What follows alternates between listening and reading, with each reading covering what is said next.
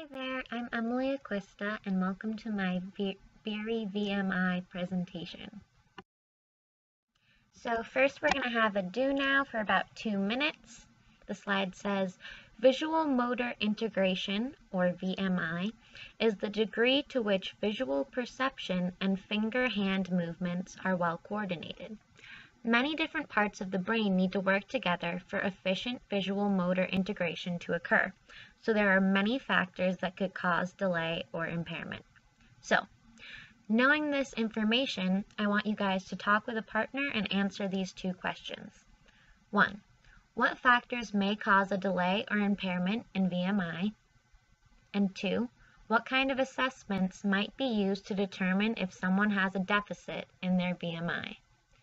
So you guys can go ahead and do that now and move on when you're ready.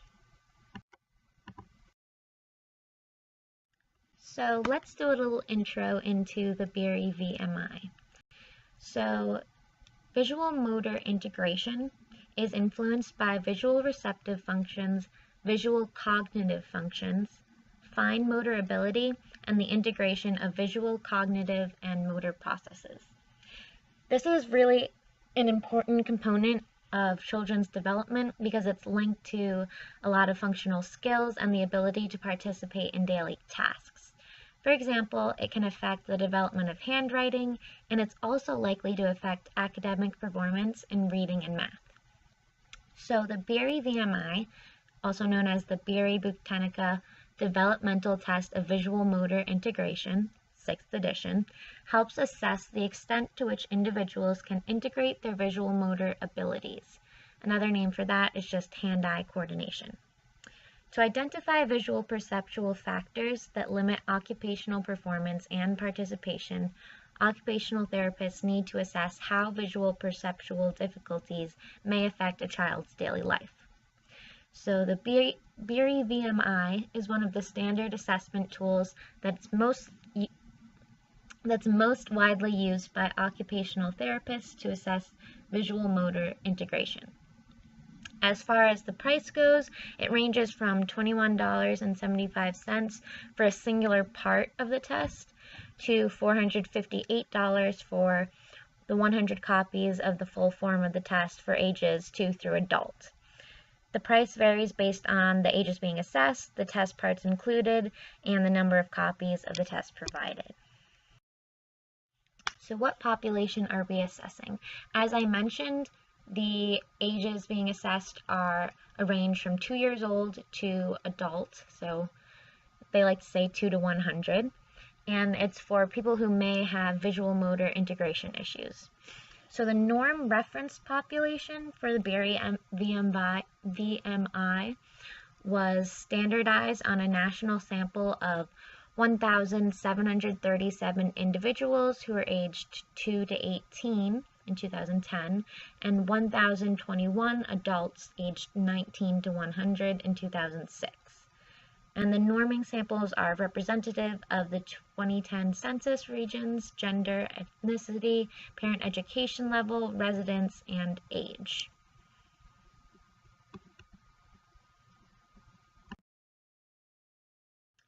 Testing description and formats.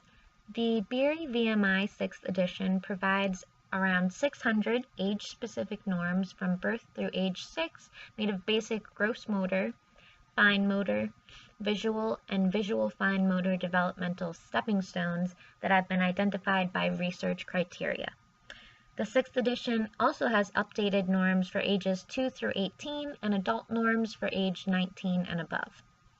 The BeeryVMI can be used by psychologists, special educators, especially those in LD, school counselors, teachers, and professionals, and it helps to identify individuals who may be encountering difficulties in visual motor integration, make appropriate referrals for needed services, test the effectiveness of remedial and other interventions, and conduct research. There are short format and full format tests, and they present drawings of geometric forms arranged in order of increasing difficulty, and the examinee has to copy these forms. The short format is often used with children aged 2 to 7 years old. The BeeryVMI has 3 subtests. They're the visual motor integration subtest, visual perception, and motor coordination. So the VMI subtest is a sequence of images that an individual is asked to copy from a model, beginning with a simple line, and it progresses gradually to more complex geometric shapes. This subtest aims to assess how the visual perceptual and fine motor control systems coordinate with one another. So in other words, how well does the motor system produce what the visual system is processing? Then the VP is the second subtest, and it is the individual, again, presented with a series of progressively complex geometric images. But in this subtest, the examinee is asked only to identify each item's identical match from a set of similar shapes. So you would have one picture, and then you have to relate it to another set of pictures, find the one that matches. This timed subtest provides us with information on how the visual system specifically is perceiving the information it receives. Finally, the MC is the third test of the BeeryVMI, and it isolates an individual's fine motor control abilities. So it's similar to the first 2 subtests, and the motor coordination portion begins with a basic line, and it advances to more challenging forms. However, the individual is provided with specific directions to trace the interior of each shape without crossing over the shape's border. This portion is timed, and it allows us to assess an individual's level of fine motor control. So how do we administer this test? The different subtests take about 10 to 15 minutes each, so it's about 30 to 45 minutes for the total test. Administration instructions have been developed at a level so that they can be understood by both young children and older children and adults, so it's the same set of rules for everyone. There are short and full format tests that can be administered individually or to groups, so an entire classroom could be taking this assessment, or it could just be one individual. And individual assessment is recommended for the MP and the MC tasks.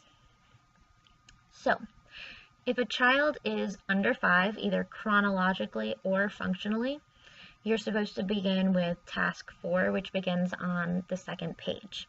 And it's called imitation items. And if a child is not able to do any of the 3 imitation items, then they go back to what is called scribbling. So, if a child is functioning over the age of 5, you have to start on page 4, task 7, which is the first copying tasks. If the child successfully completes the first 3 copying items, you have to give them full credit for the previous 6 items. Even though they didn't complete the first ones, it means that they could because they were able to complete the next ones. If they don't complete all 3 successfully, they go back to the imitation items. And you only allow them 1 try per task, and there's no erasing. So, you can end after 3 consecutive failures, but if you aren't sure if the child will receive credit for an item, you just keep going. So, you can't have them trace the sample shape with their finger or pencil, and you can't allow the child to trace because it gives them patterning that will impact their performance. We also have to avoid calling the form by its name and instead say, make one like this. So if they had to draw a circle, you wouldn't say, draw this circle, you would say, draw this, pointing to the stimulus shape. So after administering items using standardized procedure, you can gain a lot of quality information by returning to certain items. So return to the first VMI item the child did not receive credit for, and you're supposed to ask if he thinks his incorrectly drawn shape looks the same as the stimulus. And you kind of determine if he recognizes his mistake and if he can describe the differences. If he can't, it could be a visual perceptual issue. If he can redraw it correctly, he may have not been paying attention or lacked concentration. And if he can't redraw it, it might be a planning issue. So if a child has failed an item that should be developmentally within reach, we have to try reteaching the task. So we ask them at that point to trace the stimulus form, then try drawing it. We demonstrate how to draw it. We use hand-over-hand assistance to help the child draw the shape, which means that we're guiding their hand with our hand, and then we let them try it again unassisted. We also verbalize the important features while we model drawing, and then we ask the child to copy. And finally, asking the child to verbalize what we are doing as we model drawing the shapes, and then asking the child to verbalize while they draw the shapes. So for scoring, the test administrator scores the assessment using the BeeryVMI 6th edition manual, and results are reported as standard score, a percentile, and then there are other equivalents. So examinees earn 1 point for each correctly copied item, and the ceiling is reached when 3 consecutive items are incorrect. To get the examinee's raw score, the examiner subtracts the incorrect items completed prior to the ceiling from the ceiling. So if they got 7 in a row correct and then they got 3 in a row wrong, it would be 7 minus 3. While it's often informative to see a child approach more challenging items, there can be no credit given beyond the ceiling of 3 consecutive failures. However, the motor coordination subtest should have all parts scored, no matter if they have 3 consecutive failures or not. So the scoring manual also gives examples of incorrect and correct responses as a reference to the examiner. And it's helpful to have a ruler or protractor for scoring because scoring requires careful analysis based on measurements and degrees of angles to determine scores on some items. Additionally, when you're in doubt, you give the participant credit. So validity and reliability. Validity is broken up into concurrent and construct validity. The concurrent validity was that the BeeryVMI was compared with the Developmental Test of Visual Perception 3rd edition and the Wide Range Assessment of Visual Motor Abilities. And they had scores between 0.52 and 0.75 for different aspects of the assessment, which represents good concurrent validity. So it's fine with that. For the construct validity, there was high correlation to chronological age. The subtests are related but measure different constructs. The VMI subtest is considered harder than the MC or VP subtests. There's moderate correlation to nonverbal IQ, moderate correlation to academic achievement, and the VMI results are lower in specific diagnostic groups. For reliability, test scores have remained stable over time. They were standardized 6 times between 1964 and 2010 on more than 13,000 children and more than 1,000 adults.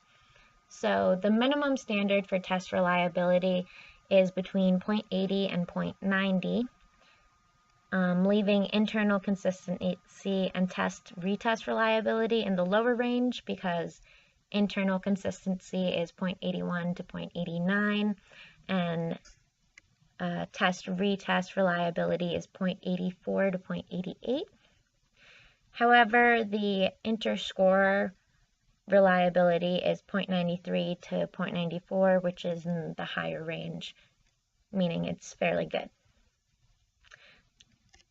To determine the interscorer reliability for the 6th edition of the BeeryVMI, 2 individuals separately scored 100 tests of a random sample of the children's norming group, and the reliability was found to be 0.93. They also based reliability on 25 adult scores from the norming samples, and that was found to be 0.94. So these are highly reliable coefficients. Disadvantages and limitations. So there were 1,737 children who were used to norm test for the BeeryVMI.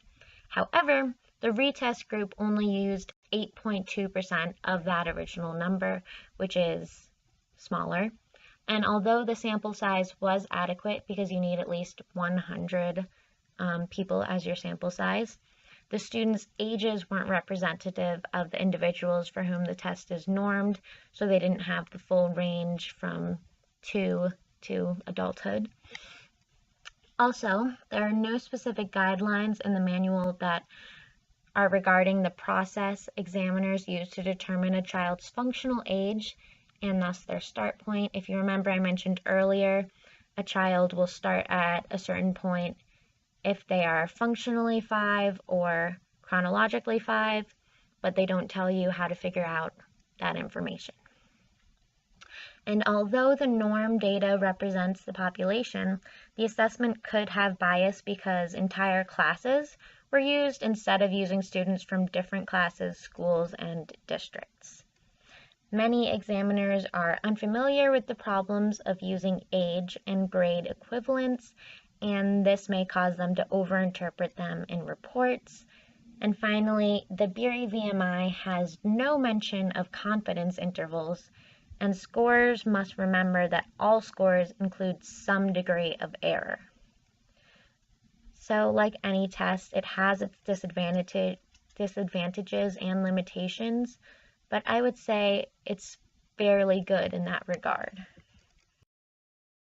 Assessment advantages. So, the BeeryVMI helps parents better understand their child's current level of development using age norm information. It has a supplementary parent checklist and teaching materials that support intervention. It also helps identify individuals who may be encountering difficulties in visual motor integration. It's used with individuals of diverse environmental, educational, and linguistic backgrounds, and it's a culture-free, non-verbal assessment. The copying of geometric shapes as opposed to alphanumeric shapes, letters and numbers, decreases the cultural bias because pretty much everyone has the same exposure to geometric shapes. Additionally, there's quick administration. There is no kit or manipulatives required. It's just the papers that they give you. And the VMI may be particularly useful for assessing change over time because it goes from 2 years old to adulthood, and it allows for longitudinal assessments with the same instrument from toddlerhood through adulthood. There are my resources. That is the end of my presentation. Thank you so much for listening.